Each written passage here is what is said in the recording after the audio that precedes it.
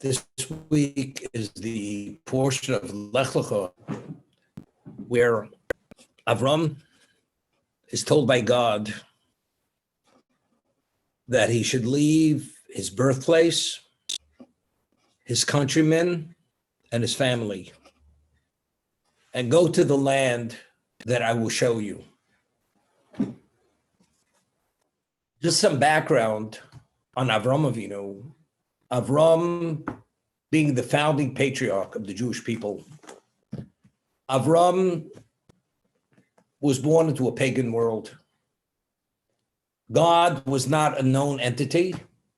His father was an idol manufacturer.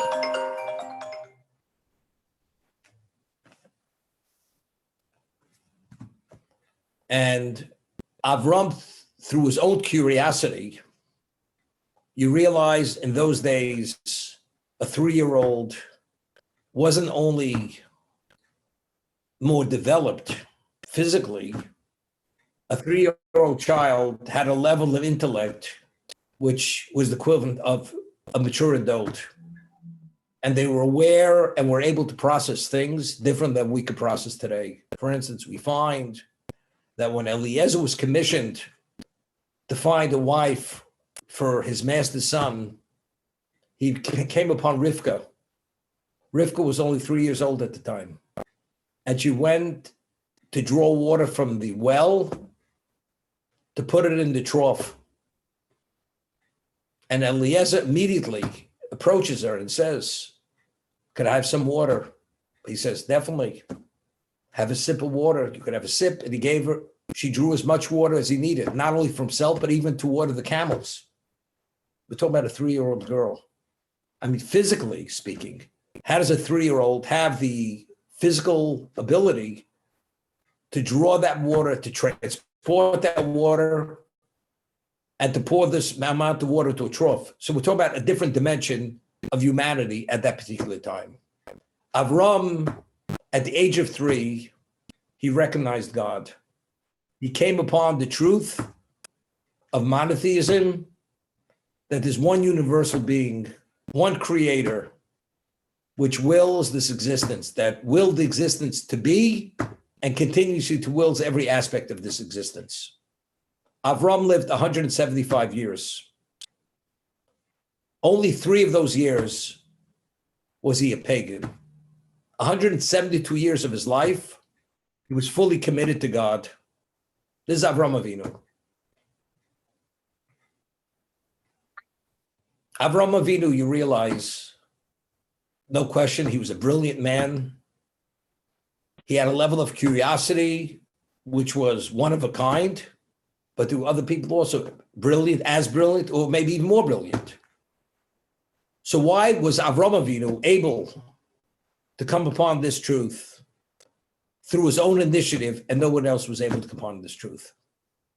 What was unique in Avram Avinu, in the founding patriarch of our people, our Jewish people, that he was able to sense things and see things and have the ability to somehow filter through all this morass of minutia and impurity and to distill the truth and come upon an understanding which was the absolute? What did he have? His own father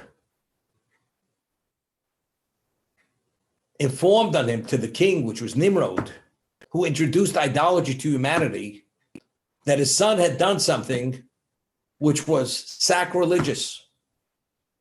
He went and he smashed the idols of his father, which was an indication that he's rejecting paganism. And he said to his father, "It's wood, it's stone. How do you pray to something wood and stone? Don't you realize that there's something of a higher value that wills the functions, all the various functions of existence, whether it's the moon, the sun? They're not independent powers. There's one universal being which wills all these various functions." His father was livid was enraged, and he gave him over to the king, to Nimrod, to be killed for doing something which is unconscionable. And Nimrod says to Avram, I will give you a chance, a last chance. Either you bow to the idol to indicate to who do you believe your existence is dependent upon, and if not, you go straight into the kiln. You're going to be vaporized, incinerated in a moment. Avram said to Nimrod, I'm willing to die. I prefer to die for the truth than to live a lie, and to live an unconscionable life, and to live falsehood. And he went into the kiln, and he came out unscathed. Not only was his body not burnt, his clothing were unsinged. That was the degree of miracle.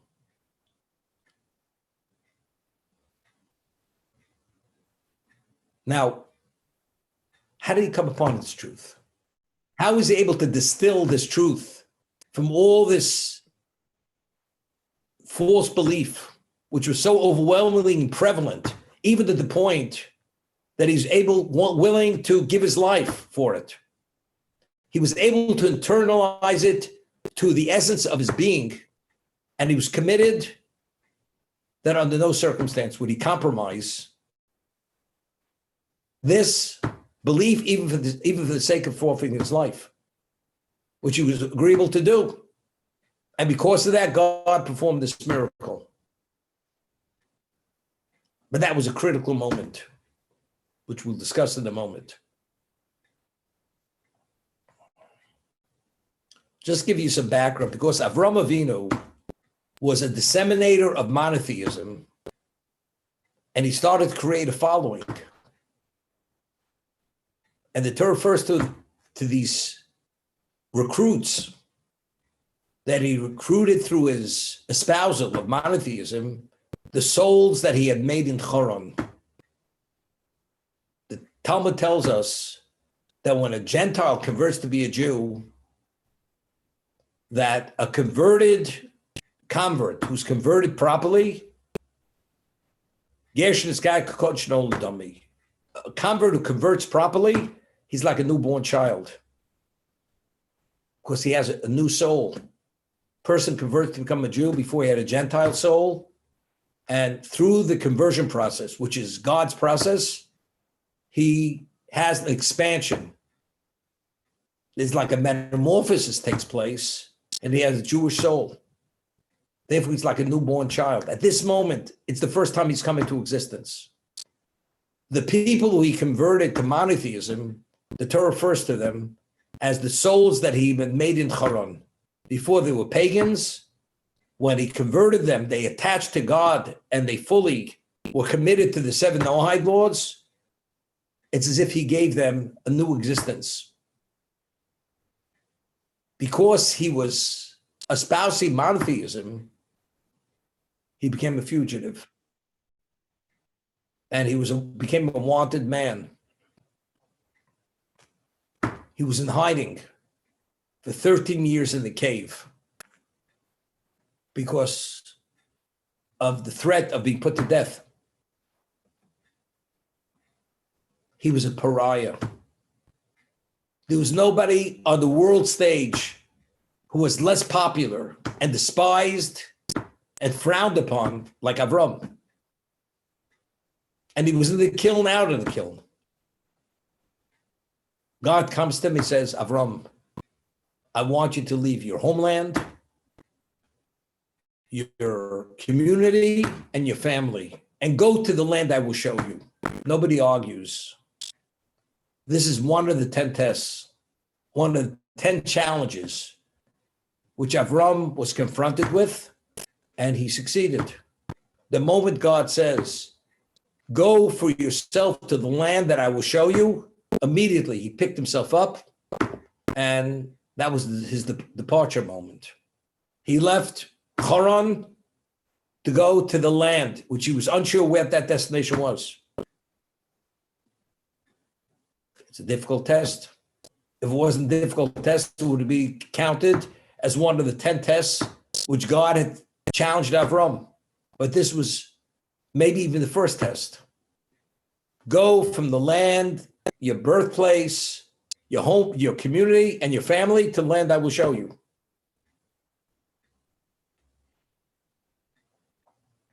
A person just experienced the horrors of Auschwitz, tortured, ridiculed, disgraced, discriminated, threatened, and miraculously you're able to leave while all this is going on. And somebody says to you, you know, I worked a deal, they're going to release you, and you don't have to experience all this abuse any longer and all this threat of your life. You're able to go to a location, a safe haven, where you'll be admired, where life will be a different reality of existence. As it was negative, it'll be to the extreme positive. Is that a test? You're living a living hell, worse than a hell. And you're able to be extricated from that, to go to a location which you could breathe and thrive and function and be effective and creative and constructive. You'd run. You'd be like magnetism. You'd go there in a blink of an eye. But yet, Avram leaving his homeland, his birthplace, and his family, this is a test. This was a very serious challenge to Avram. What was the challenge? How do we begin even processing it? It almost sounds like the Chad Gadya. You know, the father bought a goat, and then the dog, the cat, and the dog, and the stick, and this. It sounds l'havdil, God forbid, like nursery rhymes over here. What's going on? Is this reality? But it's a mission in Pirkei Avos. God tested Avram with 10 tests. This is the first, according to many, the first test. Even going into the kiln, coming out of the kiln is not a test. That was not a test for Avram. But this is a test. Before we come to this, to address the question I asked, why was Avram able to distill out of this darkness the silver lining, that ray of light, which he illuminated the whole world? Because he discovered it. He discovered God. He discovered the source of all existence, the creator himself, the universal monotheistic being, omnipotent being who wills this existence. What did he have nobody else had? I always say that the Hebrew language is a very descriptive language. Any other language, we know what the word means, but although we know what the word means, it doesn't really elucidate the source or the cause of what that may be. I'll give you an example. And I've said this in the past. We all know what the word appreciation means. What its source is in Latin or Greek or whatever it is, I'm not a linguist.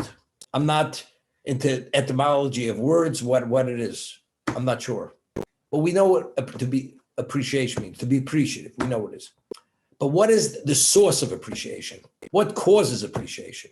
So you can give me an hour's worth of explanation why a person's appreciative. But what's the root of appreciation? In the Hebrew language, in 2 words, the Torah expresses exactly what it is and what the root of appreciation is. In Hebrew, appreciation is hakoras hatov, recognizing that you were the beneficiary of someone else's goodness. That is how you say appreciation in Hebrew. Hakoras hatov, recognizing goodness. God created a human being. We have senses. If you touch something warm, you feel the warmth. You touch something cold, you feel the coldness. You smell something that's fragrant, you respond And when you inhale it, it impacts on you in a certain way. You smell something which is foul, it affects you differently. These are our senses. We see something of beauty. We're enthralled by it, and we're touched by it. You see something which is grotesque, we retract and we recoil from it. That's just a natural response. God created the human being that when you recognize that you are the beneficiary of someone else's goodness, you will naturally reciprocate to express that appreciation. It's natural. And to the greater degree that you recognize that you are even a greater beneficiary, you'll be more appreciative. Of course, the level of being a beneficiary is understood in terms of what you have. Therefore, you reciprocate even to a greater degree. I'll give you an example. Person hasn't eaten 2 days, and somebody gives him the means to purchase food. He wasn't on the brink of death, and he understands the value of what that person did for him. He's appreciative, very appreciative. Does he owe him his life? Doesn't owe him his life, but he feels that the person sensed his need, his lack, or his pain due to hunger, and he provided whatever it was. But how will that appreciation express itself? At a certain level, but it's not the ultimate. But let's say the person did something even more than that for that person. He provided food which gave him his life, and he values his life, and he recognizes that. The level of appreciation for that person, because he recognizes to what degree he's a beneficiary, that he owes his life to that person, the reciprocation is even greater. If he appreciates and sees that it's only due to that individual, he's alive, or opportunity. The root of all the success is due to what this man did for him. And whatever he has, the family, everything, his reciprocation will be at another level. We're born in the world as a human being. And let's say a person is born healthy and you physically function, all the systems work. And on top of that, you're endowed with intelligence. And within intelligence, there are many aspects of intelligence. There is retention, there is analysis, there is coalescing, there is drawing and comparison. There are many levels. And when you have that intelligence and you look at the world, you see literally infinite opportunity. And you're just amazed, beyond amazement, what this world is all about, what you could do with this world, and how you could advance yourself, and how you could thrive, and how you're able to impact on all society and all humanity. The more you recognize and appreciate that reality, the level of indebtedness to whoever provided it is all-consuming. Avram had this unique characteristic called a sense of indebtedness. Nobody was indebted to God the way Avram was indebted to God. And therefore, as much as he did, he felt he never did enough to express that indebtedness. Because looking at the heavens, there's a question which is asked. David says in Psalms, the heavens speak God's glory. When David HaMelech, King David, looked at the heavens, what did he see? He saw God's glory. When we look at the heavens, what do we see? We see a sky, we see beauty, we see stars, whatever we see galaxies, whatever we see. Do we see God's glory? When David looked at the heavens, he saw God's glory. It's an expanse. He was touched, and he understood what it was, what its value was, how we are beneficiaries of that. It's not to be believed. This is God's glory. It gives us just an inkling of what God is, what he brought into being, into existence for us, besides the human being. Avram Avinu saw this and understood and appreciated that. He had the Hakoras HaTov. He had recognition to what degree he's a beneficiary, that God created this universe for him to have literally unlimited opportunity as long as he's alive. Unlimited opportunity, and each opportunity is unlimited. So what degree of reciprocation do you have to respond to feel that you've paid your debt? It's unending. It's an unending debt of gratitude. So first he came upon this reality. Whoever provided this existence, whoever, maybe multiple powers, maybe one universal power, he's not sure. But I have to dedicate my life because I am the ultimate beneficiary at a level that nobody internalized this reality, like Avram. Who do I pay my homage to? To who do I pay the debt, which is my life, to? And that was his quest. He entered into dialogue with all the leading minds of existence, and he wasn't satisfied with their answers. I will not dedicate my life to pay that debt unless I know that that is the source where all that is coming from. And therefore, he rejected all the various approaches to who the creditor is, so to say. Who is the benefactor? Who is the benefactor? They said, one said this, that one said that. Avram says, I could poke holes in every one of those positions. But I'm ready to give every aspect of my being to express my gratitude, my debt of gratitude to their benefactor. That's what drove Avram to find God, and I expressed it. Because he wasn't willing to compromise truth, the source of all truth, which is God himself says, I am the master of this universe. I am the master of the citadel. That's how Avram came upon God, by not willing to compromise. Because what drove him, or what was the basis for all aspects of his application of himself, was to find his benefactor, that he could dedicate his life to the glory of that benefactor. Because as much as he does, as much as he says, as much as he impresses him on people who that benefactor is, there's not enough time, qualitative, quantitative, in one's life to fulfill that, to pay that debt of gratitude.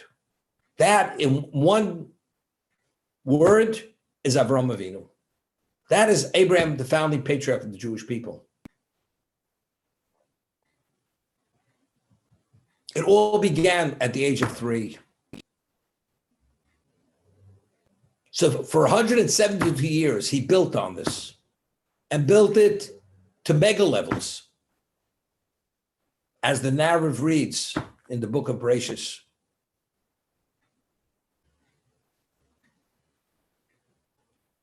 there's a verse in Joshua which refers to the book of Parshas, of Genesis, as Sefer HaYoshar. It's the book of the straight ones, the straight thinkers. And the Talmud asks, who are the Yesharim? Who are the appropriate, straight thinking people? Who are they? Not biased. They saw things as it should be seen. Elo ha'ovos. The patriarchs are called Yesharim. The reason why the book of Parshas is referred to as the book of the Yoshar is because the patriarchs are called Yesharim. Everybody saw existence. They were all pagans. as we say in the vernacular, they were barking up the wrong tree. They believed in something else because he was a straight thinker and he did not get distracted with all the various positions of people's realities. He saw it straight. And he came upon truth because of that. That was Avraham Avinu. So again, what was the all-encompassing characteristic of Avraham? Sensing his debt of gratitude. His debt of gratitude. Appreciating that things don't happen by themselves. Everything has this cause and effect. That I am here. That I function the capacity I function. That I have the capacity to function and to do in every aspect of my being, my creativity, my viability, everything is due to my benefactor. And as I said before, the greater the appreciation of you being the beneficiary, the level of reciprocation, the debt is magnified. And the greater the debt, you sense that has to be addressed, and you reciprocate to that degree. Avram Avinu is referred to as Avram HaIvri. The way it's translated, Ivri means the Hebrew. The Hebrew, not the word Hebrew doesn't mean Ivri. In Hebrew, the word Ivri means he came from the other side. Literally means he came from the other side of the river. He came from Mesopotamia, he crossed into Canaan. He crossed the river. That's why he's called Avram HaIvri. But the Midrash tells us, why was he called Ivri? In the words of Chazal, Hu me'ever echad, v'chol olam me'ever hasheni. He was on one side of the world, and the whole world was on the other side. Meaning, Avram was willing to take on the world single-handedly. He was one man opposed by all humanity. That's what Avram was. And he was willing to take them on. And he took them on. To what point did he take them on? We read later. It's not a digression. Sleep flops are a nightmare. Oh, yeah, no question. They are. Yeah, you know the orthopedic. Paul, silence your computer. Paul. I know they're comfortable. No, I was just lazy. But he can't wear the blood, but thank God it wasn't his head. Think about that. Look, Paul. what can we do? Nothing. Sometimes we get carried away. Veronica, you lost weight. Not really.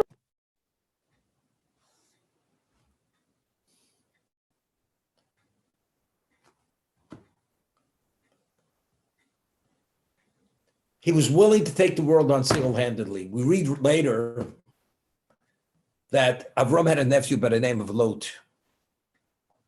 Lot, as we read about him, was not a good person. You couldn't be more unappreciative than his nephew. And when he became a very wealthy man, he took leave of his uncle. And where does he go? He goes to Sodom, the most evil location on earth. And then the Torah tells us there was a war, a world war. 4 kings against 5 kings.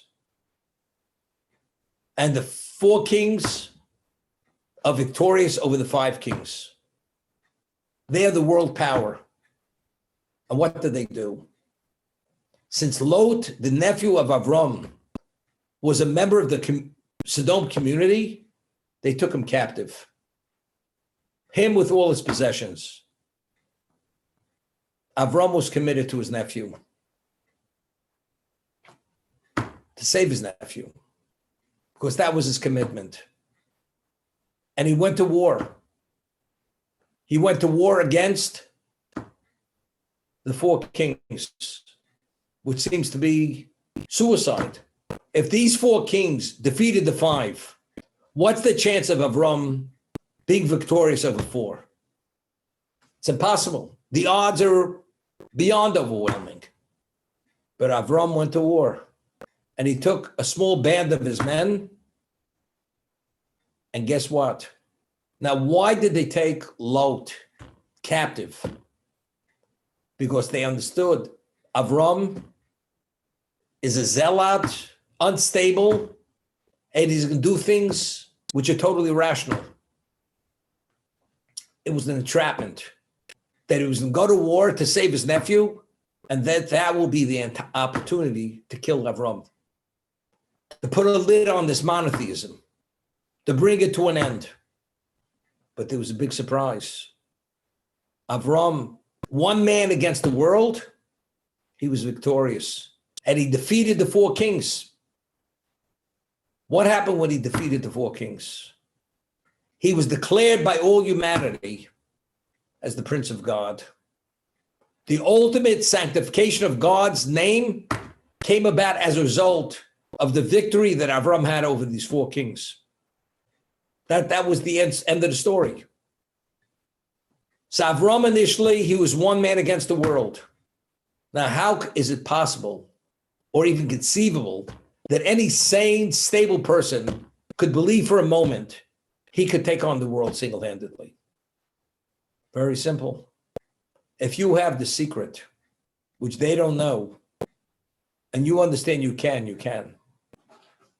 Avram Avinu, who was his backer? Avram's backer was God.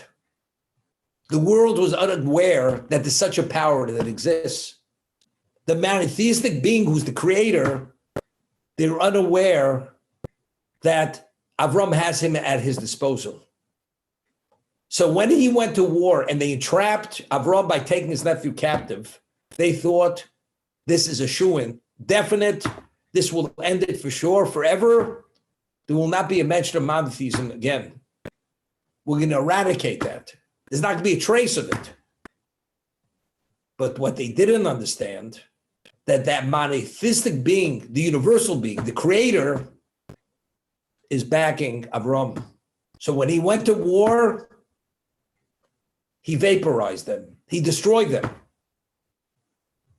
And when the world saw that one man with a handful of people could defeat the mightiest powers, the world declared him, you are the Prince of God. You represent something which is not to be fathomed or understood. That is the dimension of your representation. That's Avram Avinu.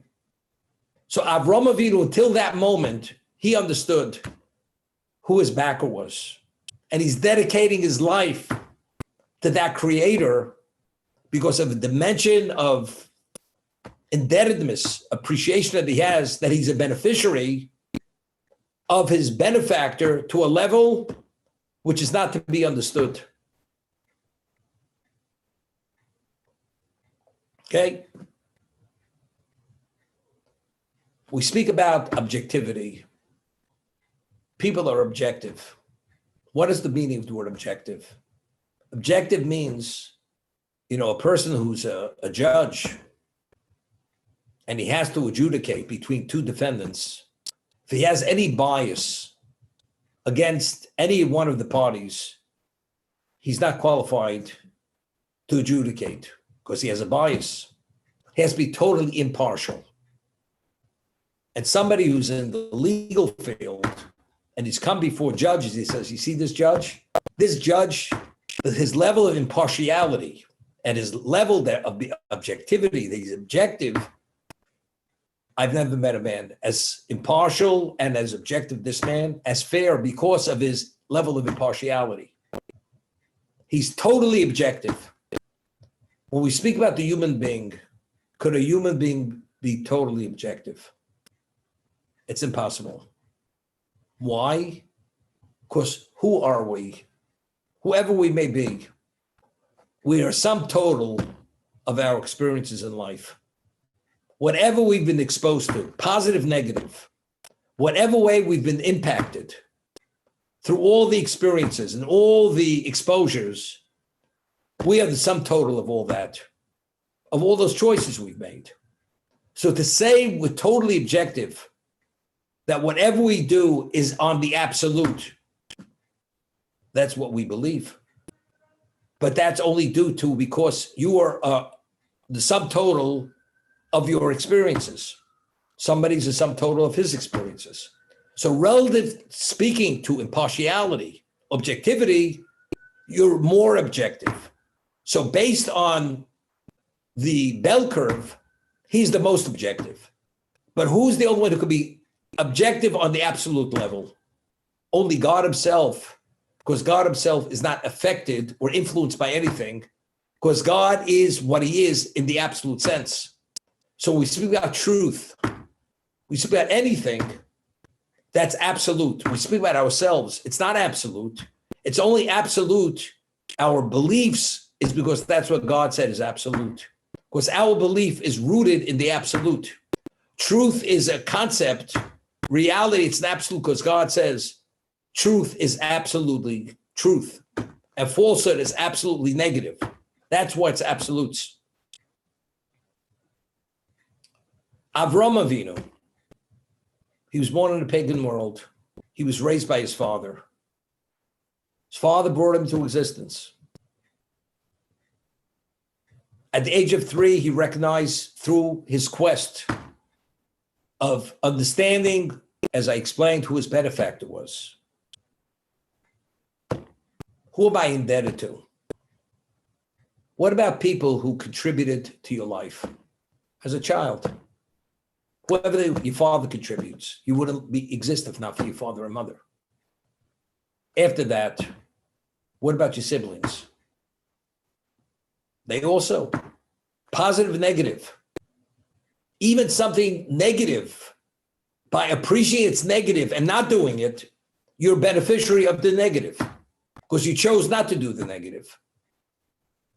So wherever you turn, you're a beneficiary of your environment, your teachers, your social class, your peer group, whoever it is, the environment.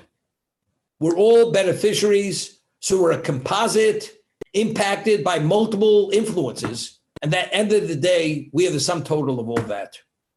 The question is, where do you come out? Avram is told, you must leave your birthplace, your country, your birthplace, your family. Who are we speaking to? Who is God speaking to?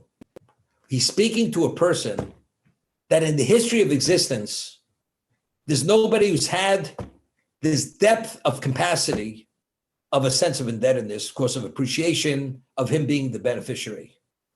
We haven't seen a person like Avram. Avram believed that the only reason why his father gave him over to be killed and his countrymen despised him and they hunted him was because they didn't understand, unfortunately, truth.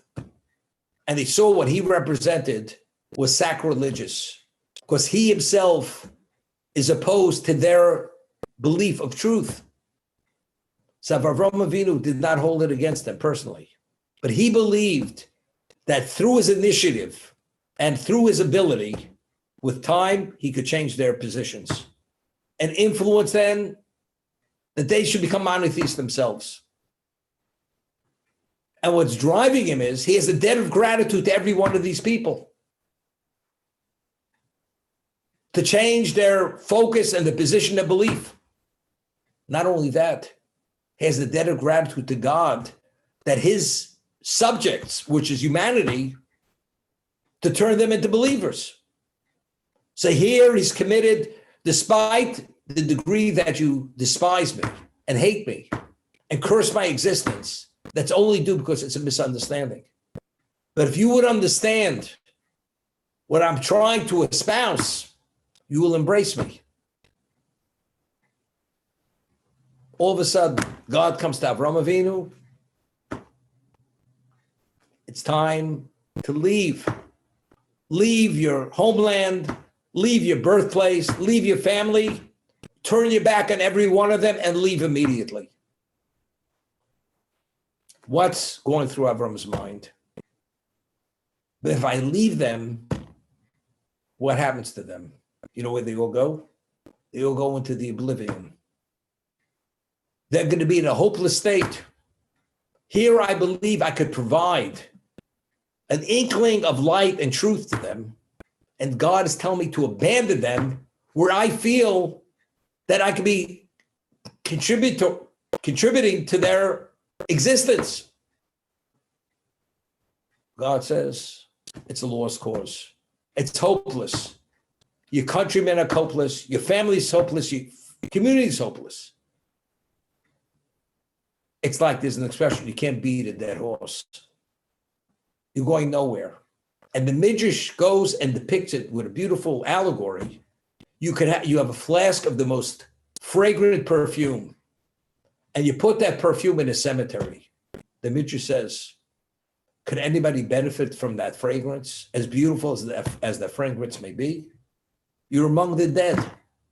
But if you take that flask of fragrance and putting it among the living, you can have many people who are going to be touched and enthralled with the beauty of that fragrance. Avram, you're in the community. These people, you cannot reach them. Their spiritual systems are so shut down, it's like trying to influence the dead. You must immediately pick yourself up and leave and go to the land that I will show you. You know what happens?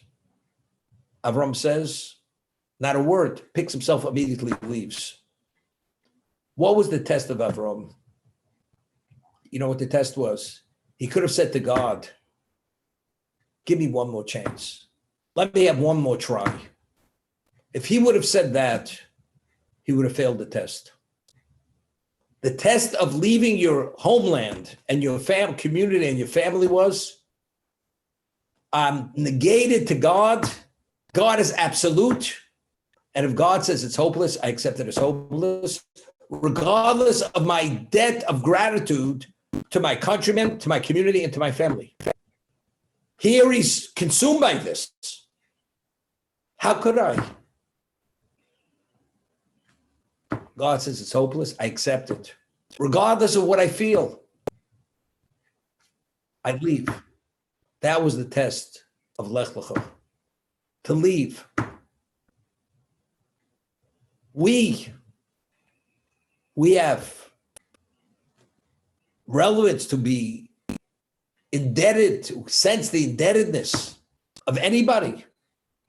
Give you an example. Most people, you borrow from a person, and he's kind enough to give you that amount of money, and the due date's coming close, and you don't have the audacity to say to the lender, could you give me a little more time? So what do? You evade the lender. He calls you don't pick up the phone. He writes you a letter, registered mail.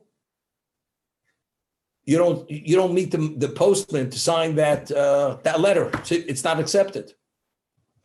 The lender did you a tremendous favor. He was kind enough to give you an interest-free loan. Don't you think the right thing is at least to speak to him, to explain why you're not able to pay the debt? And all of a sudden, the lender becomes your enemy because, he's harassing me. He's harassing me for what's mine. Here you should have the ultimate debt of gratitude, and you leave no stone unturned to pay the debt. Not only are you not appreciative, you have a claim against him.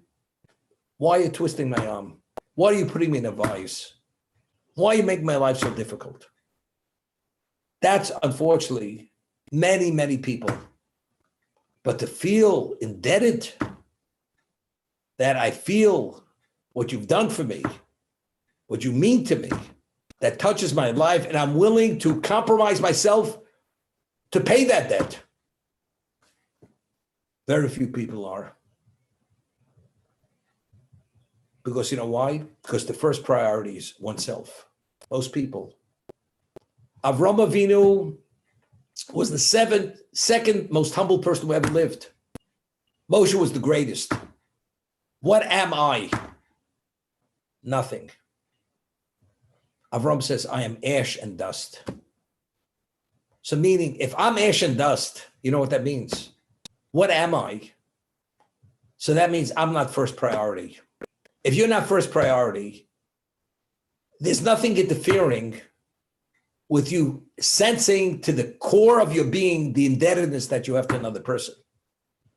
If you're a priority and that somehow infringes on your being the priority, you don't allow that sense of indebtedness touch you. Because if you allow it to touch you, that means you're no longer the priority. But if I want to be the priority, and I believe I'm the priority, so what did you do for me? Instead, you did me a favor. But it fully internalized into the person. So the more humble you are, the more you understand how little your innate value is as a priority, you have greater appreciation. And if you have great appreciation, you have a greater sense of indebtedness. And that's Avraham Avinu. So it goes hand in hand. Indebtedness and humility go hand in hand. But I can't live in the mansion. I can't afford that expensive suit. I can't upgrade my car. I can't be one of the guys if I assume a certain persona which is not popular. Therefore what? What's the priority? God or your friends, your social circle, who couldn't care less about God? And you're such a beneficiary, but I'm a priority. So we see indebtedness is directly connected to humility. The more humble you are, you have a greater chance to sense that indebtedness to God. The less humble you are, being the priority, you come first, I don't sense that debt. I delude myself and I evade it and suppress it. I don't allow myself to sense that indebtedness. I mentioned a story a few days ago that there was an individual learning with this rabbi, great intellectual. And the man was middle-aged man, a very astute person, and he really was being touched very much by who he studied with him. And this secular Jew says to the rabbi, I must stop. Why? Because if I really understand it to a greater degree, it's going to actually impact negatively on my marriage. I'm not going to be able to remain married to my wife. I'm not going to be able to retain or maintain the relationship with my children. Because I'm going to take on another perspective of life. And being honest, I can't live a life of dishonesty. If I prefer not to know the truth and just continue where I am with my family. What does that mean? Because this man had a capacity for truth. If he comes upon the truth and he internalizes the truth, he can't continue living the life that he's living. And he would give it up, although it's his wife and children. He'd have no choice. Nobody's forcing him. He says, I prefer not to know the truth and to continue in this happy state with my family. It speaks volumes of this person, how honest he is with himself, and therefore he doesn't want to go there. Avraham Avinu, there is no self. It's all humility. It's not my wife. It's not my family. It's only the one who I'm indebted to. My existence is due to my benefactor willing that I exist. The context in which I exist. It's due to the benefactor who wills the context and every aspect of that context. It's due to the benefactor. Therefore, he is the priority. What about me? What do you mean, what about me? That's humility. There is no me. All that matters is you have to do the right thing. And if the right thing is to be indebted and pay that debt, that's all there is to talk about. There's nothing more than that. Only that. There's a story about the Chafetz Chaim. Chafetz Chaim, you read about his life. He was orphaned as a little boy. If you could appreciate the works that he had put out, there are no works other than the Siddur, the Chumash, and the Talmud that have been reprinted as much as the works of the Chafetz Chaim. Tremendous, what we call siyata d'shmaya, divine assistance for his works to be disseminated and be accepted and be impactful on the Jewish people. So the Chafetz Chaim, and he was known as a chassid, devoutly pious. Even the anti-Semitic Poles, they would steal his milk cow and bring it on their property. So the Chafetz Chaim should walk on their property because they felt if the Chafetz Chaim would walk on the property to retrieve his milk cow, they'll be blessed because a holy man walked on their property. The Chafetz Chaim had a photographic memory. He was a genius, although unless you study his works, you don't realize it because of the level of humility that he had. He had a son, one of his sons, and the son was literally, would have been the equivalent of himself, maybe even greater. And he loved the son. And the son passed away at the age of 20. 20 years old, never was married. And the Chafetz Chaim was devastated when the son died. And what he said when his son died, he lifted his eyes to Hashem and said, God, until now, my love was divided between you and my son. Now, my heart is all yours. It's not divided any longer. That's what the Chafetz Chaim said. You know, as great as the Chafetz Chaim was, as holy as he was, and he was a true subject, servant of God, the reality is he had a special son. And he loved his son. And he felt that it was a degree of infringement on the love that he had for God. But now that the son dies, no claim, God forbid. God, now it's all yours. I'm all yours. Rather than having a negative feeling, God forbid, you take such a special son from me. He could have been. Who is he to ask? Who is he even to suggest an opinion about anything? It's God's will. God gives, God takes. And that's what it's all about.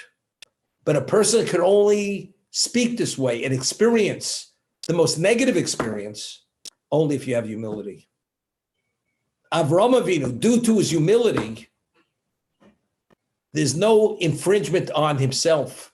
Therefore, I can be fully appreciative, regardless of the cost factor, how much it compromises my comforts and my opportunities. It doesn't make a difference because I am not the priority. The priority is my debt of gratitude to my benefactor. And that's why Lech Lecha, leave your homeland, your birthplace, your family, was a test for Avraham Avinu, but it wouldn't have been a test for us. Because we don't have that capacity to be appreciative because we have no relevance to that level of humility, and we are, unfortunately, always the priority for that reason. There's a beautiful word from Rameh Simcha Tvinsk. A Jew has an obligation in certain instances to give his life to sanctify God's name. He says, as valuable a person's life is, but once you give your life, you're not alive any longer. Not alive any longer. It's over. What about if you're challenged every moment of your life with difficult situations? And every challenge is a confrontation. And you have to decide. In a certain sense, it's more difficult to have an ongoing challenge than to give your life.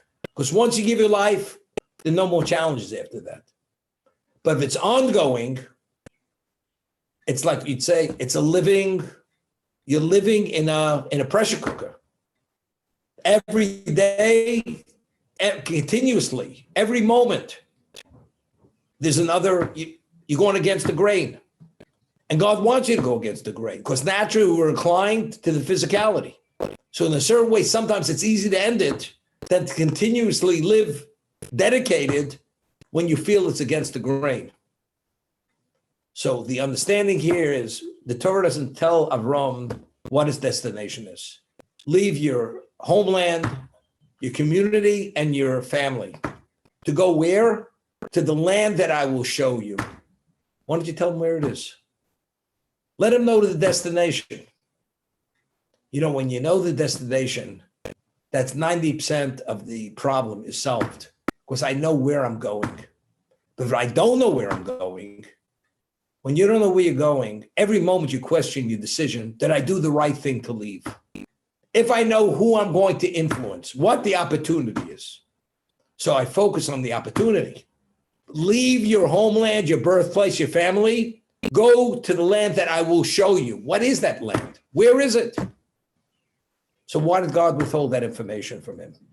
So the Midrash says that Avram should receive reward for every step of the way. On every step going in that direction, not knowing, that only intensifies the challenge. Because God wanted Avram should be the ultimate beneficiary of this challenge. It's not a one-time moment, leaving. Because now every moment you question yourself, was it the right decision?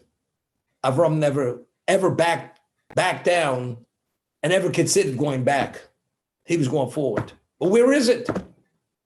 I don't have to know where it is. I'm, again, negated to God. If he says it's a greater opportunity, I follow the cloud. I follow God. I don't have to know. We speak about the world to come. Do we know what the world to come is? Well, we know it's the ultimate.